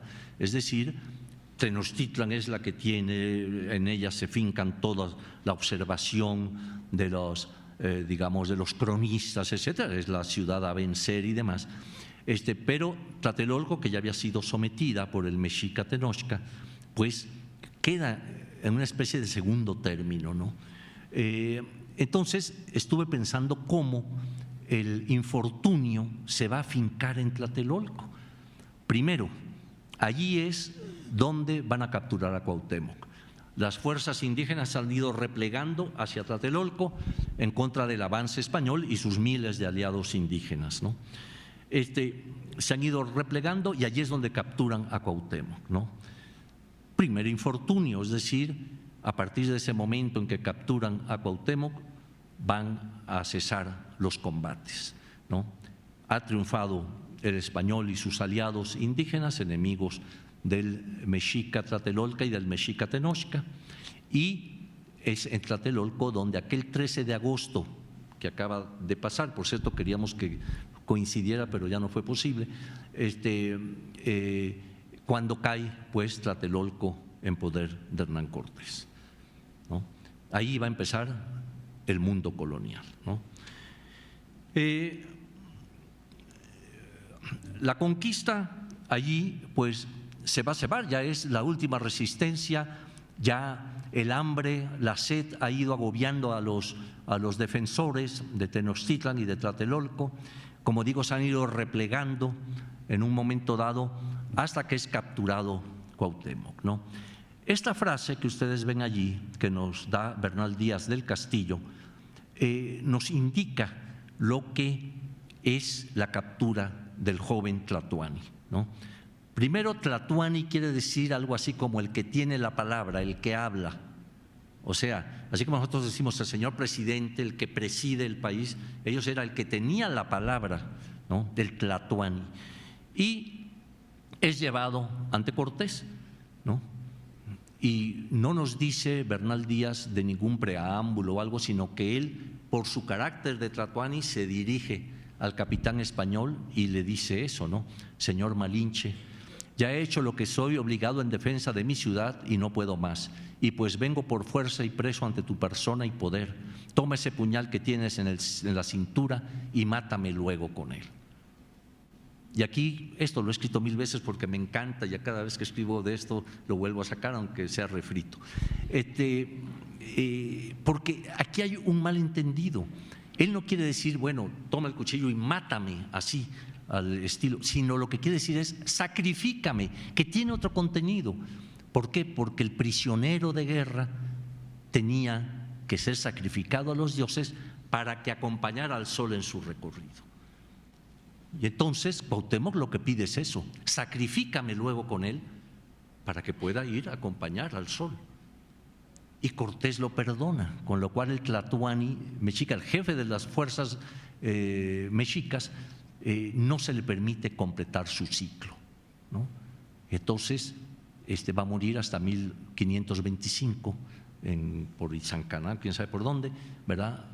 Ahorcado por órdenes de Cortés, ¿no?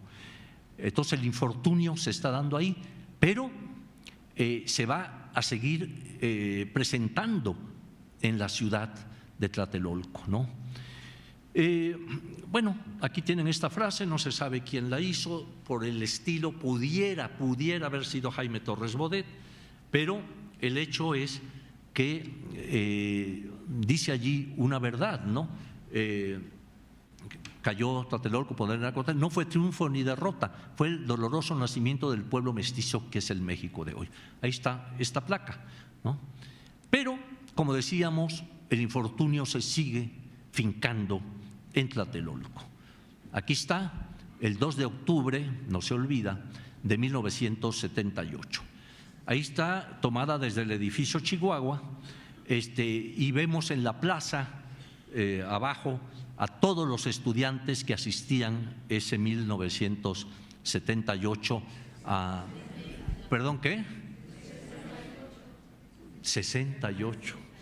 Bueno, unos años de más.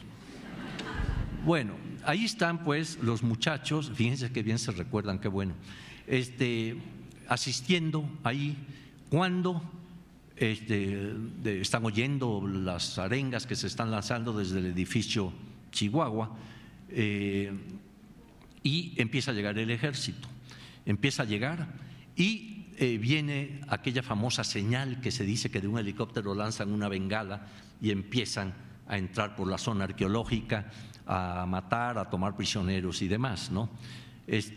Allí están los muchachos capturados, muchos de ellos, otros lograron huir, otros murieron.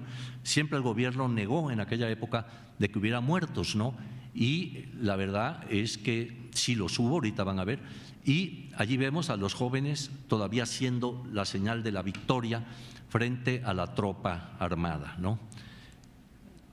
Aquí los muchachos los hacen, bueno, un grupito de ellos por lo menos, los hacen prácticamente desnudarse, estar allí, y aquí ven en la morgue cómo están los cadáveres tirados porque no cabían prácticamente en el lugar, ¿no? Esta placa con un relato abajo de Rosario Castellanos tiene allí algunos de los nombres de los caídos. En otros casos nada más dice que hubo más, pero que no se conoce, que no se sabe, y abajo viene un pensamiento de Rosario Castellanos sobre estos acontecimientos, ¿no? Pero no para ahí la cosa en Tlatelolco. 1985 viene el temblor. ¿En dónde se va a afincar con mayor fuerza? En Tlatelolco. Y en Tlatelolco vemos que lo que eran estos edificios hechos por Mario Pani en la época de los 60, vean ustedes, se van a hacer como acordeón, ¿no? Esto fue impresionante, fueron fotos de la época, en donde vean ustedes cómo cayeron estos edificios, ¿no?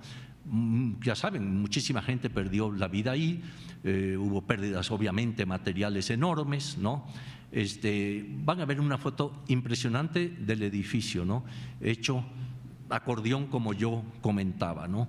Entonces, en ninguna otra parte de la ciudad se sintió con tanta violencia esto, ¿no? La gente con el edificio caído, ¿verdad? Bajando, saliendo, en fin, y pues viene otra vez esa desgracia en el lugar. ¿Qué quiero plantear con esto? Ya con esto termino, ya no sufran, despiértense los que todavía están dormidos por ahí. Aquí ven ya una foto amable, Tlatelolco, ahí la etapa prehispánica, la etapa colonial y la etapa actual. Siempre acabo, como decía en esa conferencia que fui a dar a Tlatelolco, con lo siguiente. Aquí se fincó el infortunio. Nada más que hay una cosa muy curiosa. Tenochtitlan pierde su nombre. Es decir, cuando nosotros vamos a venir al centro, no decimos, oye, voy a ir a Tenochtitlan, ¿no? Voy a ir al centro, voy a ir a la catedral, lo que sea, ¿no? Tlatelolco lo conserva. Tlatelolco es Tlatelolco, es decir, voy a ir a Tlatelolco, ¿no? Inclusive el decir popular de decir Tlatelolco le borra el Santiago, que en la época colonial siempre el nombre de un santo precedía al nombre indígena, ¿no? San Pedro Cholula, San Andrés Cholula, todo. Santiago Tlatelolco, claro, Santiago había sido el que ayudaba, el patrono de los guerreros, etcétera, ¿no? Entonces, por eso, por haber habido ahí el triunfo, se lo imponen a la ciudad. Nada más que Tlatelolco es Tlatelolco. Muchas gracias.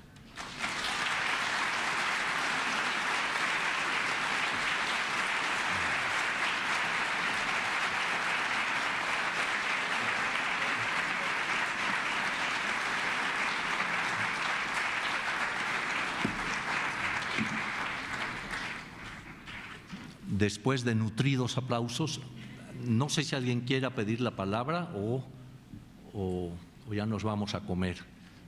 A ver, yo no veo mucho, así que tú te encargas de… Allá veo manos ansiosas que se elevan.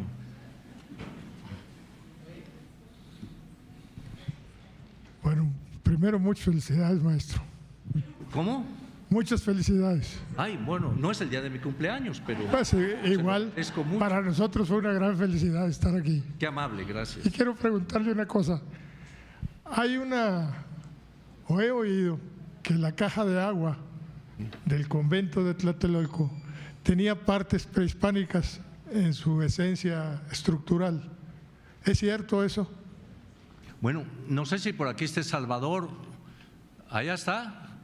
A ver, tú le puedes… Pues él fue el que excavó. A ver, contéstale a este mancebo. Ah, caramba. Bueno, gracias por la flor. Es que es un cumplido Gracias. por haberme felicitado. A ver, Salvador, ¿qué le vas a decir? Sí, gracias, buenas tardes. La Efectivamente, la escalinata de acceso hacia el vestíbulo de la caja de agua, el soporte es parte de un altar prehispánico. Le dejaron eso de soporte, todavía hay restos de un altarcillo que tenía pintura mural. Rápidamente. Gracias. Muchas gracias. Otro. Gracias. Ante todo, gracias a la institución que nos convoca y gracias al ponente por compartir su sabiduría. Me queda una inquietud. ¿Por qué en su charla no menciona usted el trabajo realizado por Guillermo Dupaix como primer arqueólogo realmente interesado en el detalle, en la descripción y en el dibujo de nuestras piedras ancestrales? Gracias. Y una cuestión más. Sí. Bernal Díaz del Castillo dice que el templo de Tlatelolco el templo mayor de Tlatelolco era menor al templo mayor de México Tenochtitlán por 2 peldaños, que esa era la diferencia en altura que había, mencionando 2 peldaños. Gracias. Sí. Bueno, no es que haya sido ingrato con Guillermo Dupé, sino que como ustedes ven, en el caso de Tlatelolco, sobre todo, que es lo que trata la conferencia, pues hasta donde yo sé no hubo una participación. Aquí hay un especialista en Dupé, que es Leonardo, ¿no? Pero, por lo tanto, si menciono a Dupé tendría que haber mencionado entonces a muchos otros más, sino aquellos, por eso mencioné a León y Gama, que mencionan Tlatelolco, ¿no? Y otros más, ¿no? En cuanto a lo del templo, digamos, siempre en esta pugna, pues cada uno trataba de superar al otro en tanto eran libres ambos, ¿no? Una vez que queda conquistado Tlatelolco, ya comenté cómo ya se le quiere convertir en un muladar inclusive, y lo señalan las fuentes y demás, y va a cobrar importancia el de Tenochtitlan, que sigue ampliándose, sigue creciendo y demás. Por lo tanto, no es de dudar que lo que usted dice sea correcto, de que el templo de Tenochtitlan llega a tomar mayor altura ante el muy posible abandono ya en sus últimas épocas del de Tlatelolco, ¿no? Por cierto, anuncio de una vez, ya que veo que te interesa Dupé, va a salir en breve un libro, obra del doctor López Luján, que tiene más de 300 más de 300 páginas con láminas y todo, y que es todo lo concerniente a Dupe. Y por cierto, ahorita todavía va a durar un mes más en antropología, en el Museo Nacional, la exposición de Dupe sobre que trata de él, y sobre todo de una primera parte en que él tiene sus dibujos, aquí entre nos, que no me oiga Leonardo, pero muy feitos los dibujos algunos, pero esta exposición estuvo organizada por Leonardo y va a salir en breve este catálogo por parte de Lina, ¿no? A ver. Hola, sí, buenas tardes. Muy buenas. Muchas gracias por la conferencia. Yo lo que quería preguntar es algo que hace referencia a una palabra que se repite continuamente en la exposición, que es excavación. Entonces, mi cuestionamiento es si la zona arqueológica de Tlatelolco fue rellenada en algún momento o las excavaciones corresponden a espacios que estaban expuestos y a los que se ha querido tener acceso de otra forma.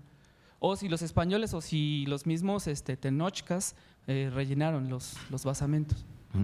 Bueno, mira, en general hemos podido ver, sobre todo aquí, por ejemplo, en el centro, en el Templo Mayor y lugares aledaños, cómo primero a la lucha militar sigue la lucha ideológica, destruir los edificios que representaban para ellos al demonio.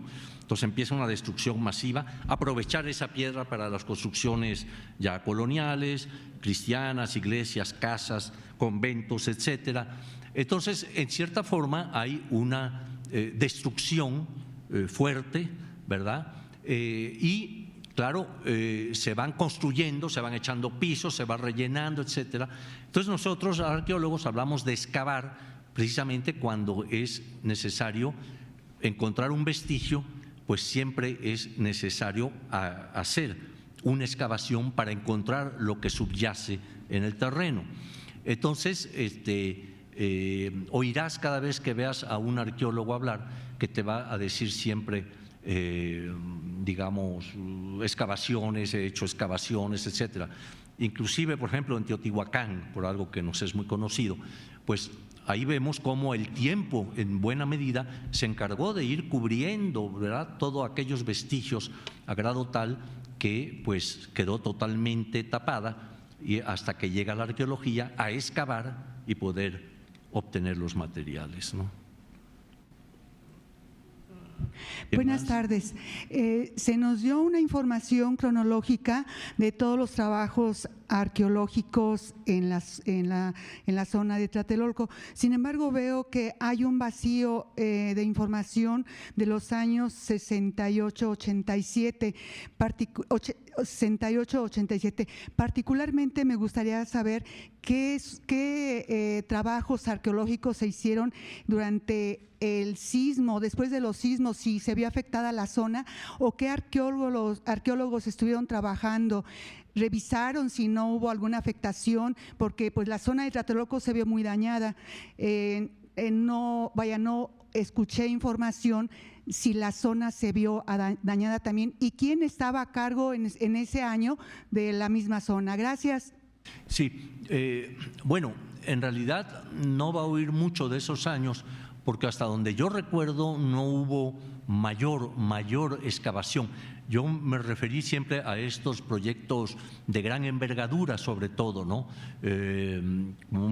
Con participaciones, digamos, de especialistas, etcétera, ¿no? No dudo que hubiera habido algún trabajo de rescate, alguna labor arqueológica por ahí, pero en general no se volvió a presentar hasta 87, en que se vuelve a reanudar los trabajos en Tlatelolco. También hay un gran vacío, por ejemplo, de cuando Ticó, el coronel aquel, se despacha con la cuchara grande y encuentra cosas a finales del siglo XIX, y 44, en que ya vemos que empieza un proyecto de gran importancia, que es el de Pablo Martínez del Río.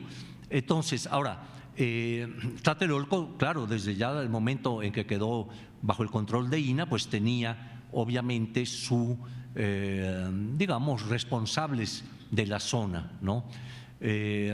Actualmente lo es el multimensionado. Bueno, hay una compañera, una colega que está al frente de Tlatelolco, pero por muchos años el responsable fue precisamente Salvador Guillem, ¿no? Sí. Muy amable, maestro Eduardo, para preguntarle cuál es la dimensión de esto que se llama Tlatelolco. En esa época, la fecha de la fundación de Tlatelolco, el número de habitantes, y si puede comentar si han encontrado algo, el campo de juego de pelota, y desde luego si puede comentar algo del temazcal, que el temazcal de Tlatelolco es un cubo, no es como lo conocemos en la mayoría de las zonas arqueológicas. Gracias. Bueno, el número de habitantes no se ha calculado, yo no los pude contar, pero deben haber sido, sí, bastantitos. Para Tenochtitlan se han manejado cifras y se dice que 175,000, pero pues yo siempre he tenido muchos resquemores con esas cantidades. Se dice que en Teotihuacán hubo 100,000 habitantes o 120,000, etcétera. Hay cálculos allí de Milon, etcétera, pero siempre tengo mis resquemores en cuanto a esas cantidades. No lo sabemos. En pocas palabras, la respuesta sería: no sabemos cuántos habitantes pudo haber en Tlatelolco, ¿no? Y el temazcal, efectivamente, este temazcal fue encontrado, si mal no recuerdo, ya en los trabajos de relaciones exteriores, en donde pueden verlo porque se trasladó a la zona arqueológica. Allí está este temazcal y pueden apreciarlo. Está en la parte administrativa, ¿no? En la administración de Tlatelolco, y pues de los pocos temazcales que se han encontrado, hay algunos de la zona maya, hay alguno que yo encontré en Tula, pero que quizá ya es posterior, en fin, pero este sí fue rescatado por el equipo de salvamento y ahora pueden observarlo allí en la zona, ¿no? Sí, pues gracias, de verdad que fue una suerte recordar este 13 de agosto, aunque usted lo mencionó, no exactamente el día. Recuperar nuestras raíces es muy, muy importante. Mi pregunta son dos: fecha de que gobernó Cuauhtémoc, creo que duró muy poco el tiempo y el espacio. Y la segunda, saber de dónde es la escultura que está acompañando la exposición, su presentación. En lo personal, felicidades, lo he seguido a través de cuando se fue usted a Londres, llevar a los aztecas o mexicas allá a lugares que realmente luego están tan interesados en nuestro país. Y no sé si igual estoy tal vez en una confusión, pero Guillermo Dupé, más bien, yo sé que trabajó, hizo mucho dibujo, como usted lo mencionó, es francés y más bien en el sureste, perdone tal vez mi ignorancia, y estuvo hace poco una exposición en San Ildefonso de Cire Charney o alguno de ellos dos, que tuvimos oportunidad de ver, y yo no vi nada relacionado a Templo Mayor o a Tlatelolco. Muchas gracias. Bueno, son como 50 preguntas unidas. Lo que sí veo es que, como dice usted, que me ha seguido, no me siga tanto que va a despertar celos entre varias damas. Entonces, lo que sí le puedo decir es que, bueno, empezando por la última que me acuerdo, lo de Charney aquí en San Ildefonso, efectivamente. Bueno, para esa época obviamente no se había excavado ni de chiste el Templo Mayor, ni el de Tlatelolco, ni el de Tenochtitlan, por lo tanto este personaje pues no lo podría haber dibujado o fotografiado, porque con él comienzan estas fotografías. Entonces, en efecto, en esa exposición había de otras de sus andanzas, por ejemplo, en Mitla, en varios sitios de la zona maya y demás, ¿no? De Dupé, Pues aquí está Leonardo, pues ¿para qué me preguntan a mí si no la vaya yo a regar y me quemo con mi mejor alumno, pero también con mi mejor maestro? Entonces, mejor que él diga, si es que no me acuerdo lo que preguntó de Dupé, que Dupé no había pintado tampoco el Templo Mayor, ¿o por allí va?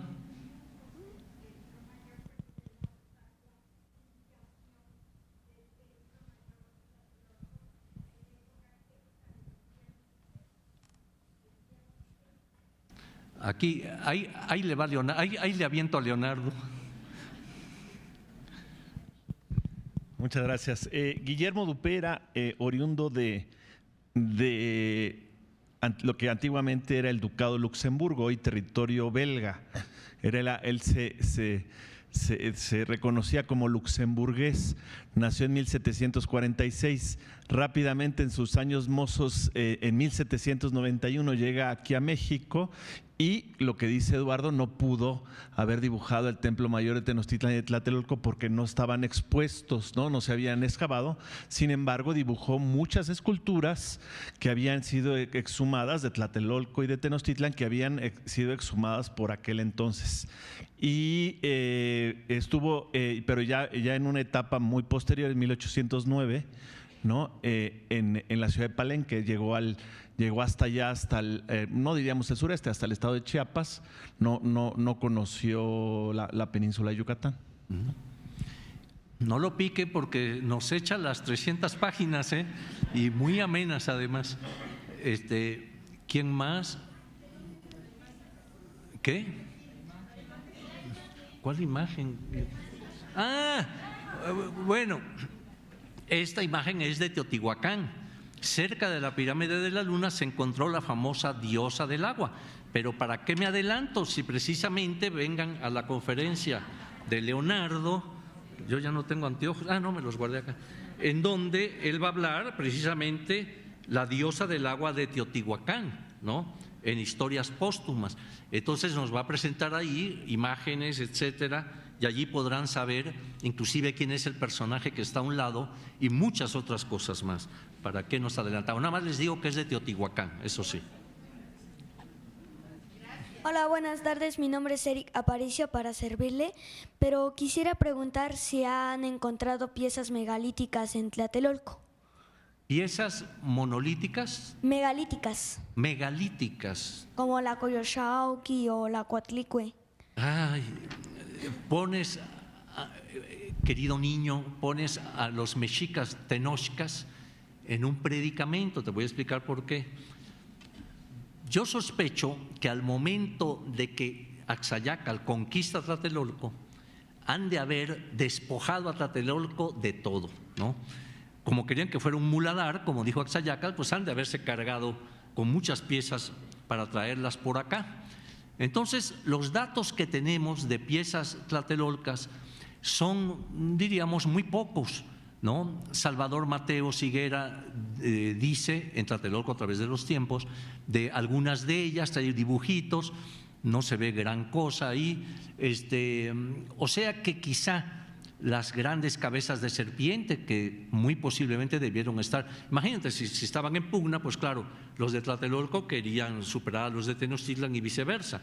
Entonces yo no dudo que hubiera una escultórica muy fuerte en Tlatelolco, pero al momento de que Tlatelolco es conquistado, vuelvo a recordar, hay de los vencidos, ¿verdad? Pues les llevan posiblemente buena parte de su escultura, Entonces, pues ahí te la dejo. No se ha encontrado así grandes figuras megalíticas, como tú dices, en Tlatelolco, hasta donde yo recuerdo. Muchas gracias, muy amable. A ti.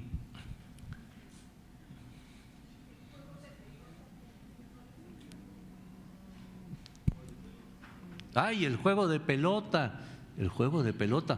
Yo creo que no se ha encontrado nada. Salvador Grimm es el que me hace señas por allá, si estoy bien o mal. Miren, se encontró el Zompantli. Y el Zompantli, estos cráneos que vimos, por lo general guarda cierta asociación con el juego de pelota, Hay 3 elementos más o menos allí unidos, que es el juego de pelota, el zompantli y la decapitación. Entonces aquí vemos como el juego de pelota está muy cerca del zompantli y lo vemos también en planos, digamos, del siglo XVI, en los primeros memoriales de Sahagún. Pero en Tlatelolco, que yo recuerde una cancha del juego, no se ha encontrado, ¿verdad? Pero sí cráneos del zompantli, lo cual podría indicar que por ahí cerca pudiera haber estado una cancha del juego.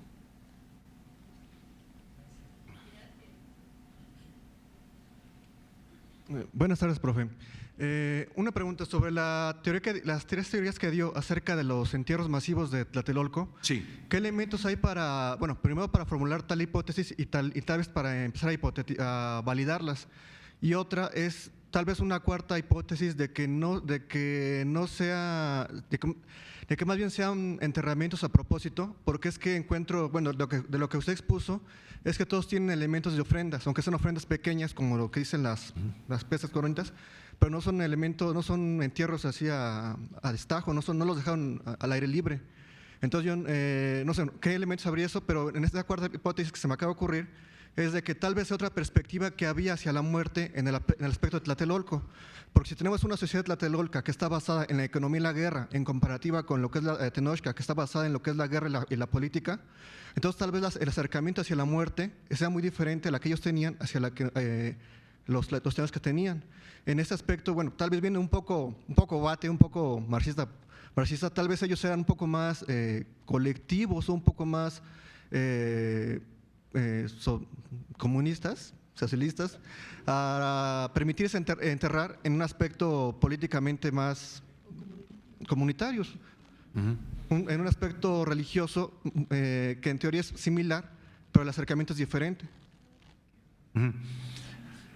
Bueno, mira, estos entierros, en términos generales, vemos que están desde alturas, en relación inclusive a los edificios, ciertas alturas que para haberlos enterrado quiere decir que abrieron de más arriba para enterrarlos, o sea que su nivel del momento que los entierran es todavía más arriba. Entonces, la cantidad es enorme, es muy fuerte, ya te decía lo que comentaba Contreras, por ejemplo. Las ofrendas no son ofrendas ricas, son ofrendas de pequeñas vasijitas, los elementos de trabajo de las hilanderas, en fin, cosas de este tipo. Entonces, yo creo que más bien pudieran corresponder esa cantidad enorme a un momento en que estaban agobiados, ¿verdad? Y que tenían que enterrar a sus gentes allí como último bastión. Yo me inclino más, sé que Salvador me va iba a decir a mentar, pero no, nada más a recordar que él tiene otra opinión también que le expresa en su tesis, pero sobre todo con lo que él encontró, ¿no? Que está exactamente ahí sí, frente al templo de Quetzalcóatl. Pero todos los otros enterramientos que aparecen masivamente en buena parte de la zona, yo sí creo que, digamos, que son de un momento de alguna, por llamarle así, una crisis, ya sea bélica o de otro carácter, en fin, que obliga a que haya esa cantidad acumulada de gente del pueblo. Estamos hablando de un espacio sagrado, de un espacio en el cual, digamos, pues tenía pues todo un simbolismo, todo un contenido, ¿no? Entonces, no sé, yo no puedo asegurar que yo tenga la razón de ninguna manera. Ahora, forma de aseverarlo solamente tomando las fotografías antiguas, porque ya eso se excavó, pero tomando las fotografías antiguas y pudiendo ver realmente los niveles, cómo se encontraban en relación a las estructuras arquitectónicas, etcétera, ¿no?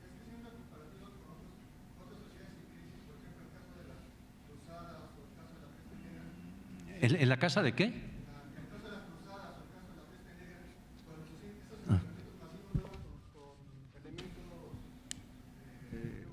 Con ofrendas, y aquí aunque sean ofrendas muy pobres, hay ofrenda. Entonces, como que ese es el único que me brinca, así como para esa hipótesis. Sí, no, es que la práctica mortuoria yo creo que no era diferente. Yo creo que tanto cierto, a veces se ha dicho que Tezcatlipoca era el que estaba en el Templo Mayor. No, claramente, y vemos el mismo Bernal Díaz como dice que es el Huichilobos, en fin. Creo que las prácticas de un pueblo, sobre todo en relación a elementos de la vida y de la muerte, difícilmente se van a cambiar de repente. Acuérdate que venían del mismo tronco, digamos, ¿no? Entonces, las prácticas mortuorias de acompañar con ciertas ofrendas, aunque fueran sencillas, digamos, y demás, pues era una práctica común tanto para Tenochtitlan como para Tlatelolco, inclusive para otros pueblos mesoamericanos. Pero yo no creo que allí hubiera una forma de pensamiento diferente en cuanto a la muerte, ¿no? Buenas tardes. Sí. Yo tengo 3 preguntas. Una es, actualmente, ¿cuáles son los límites de lo que sería Tlatelolco? ¿Qué colonias abarcan Tlatelolco? Otra, que nos comente un poco sobre el Tecpan, ¿qué es? Y la tercera es, me llamó la atención acerca de que dijo que no era el mural de Siqueiros. Su mejor, bueno, no era muy logrado, algo así. No recuerdo el título del mural, creo que es como… Cuauhtémoc frente al mito. Frente al mito, hay un centauro. Entonces me llamó la atención, no sé si a lo mejor no está muy de acuerdo a lo que plasmó Siqueiros en cuanto a Cuauhtémoc. Gracias. Sí, bueno, empezaré por esta última, ya que es de la que me acuerdo.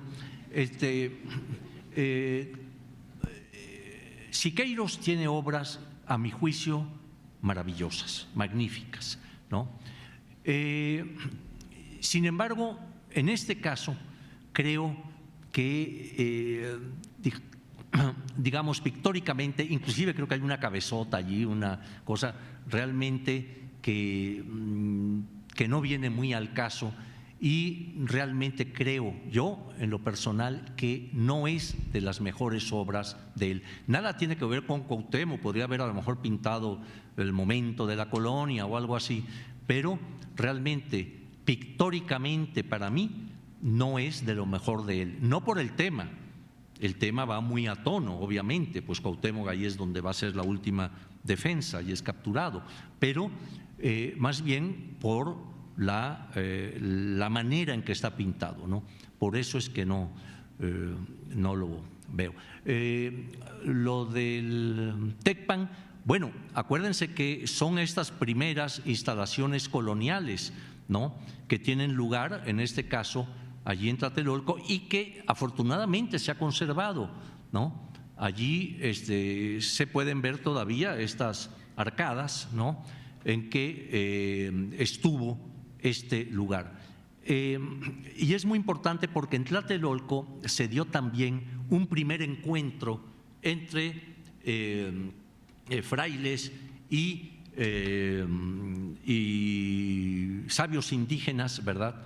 Y digamos que todo parece indicar que pudo haber sido por allí, ¿no?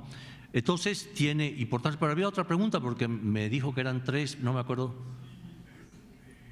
Ay, no, eso sí, no sé. El límite de Tlatelolco, si con los de Tenochtitlan tenemos ciertos problemas de no saber con exactitud hasta dónde se prolongaba, pues con Tlatelolco pues se ha especulado más o menos, quizás sí menor a Tenochtitlan, porque Tenochtitlan siguió su desarrollo, su cosa, y aquellos fueron sojuzgados, entonces a lo mejor ya no tuvieron tampoco una forma de mayor expansión.